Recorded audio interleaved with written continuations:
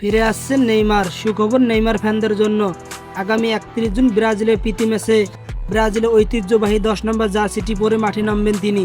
তাই এখন নেইমার ভক্তরা খুশি, কারণ ব্রাজিলে এই ঐতিহ্যবাহী জার্সিটি নেইমারের অনুপস্থিতিতে যে অসম্মানের শিকার হয়েছে, এখন তা আর হবে না। তবে অপেক্ষা শেষ।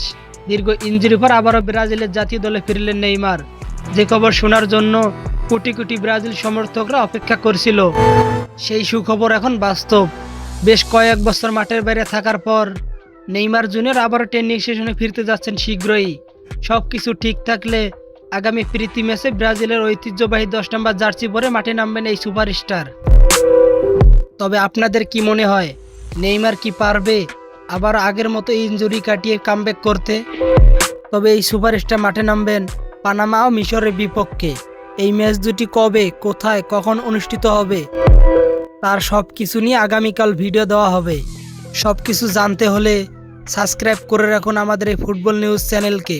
ধন্যবাদ।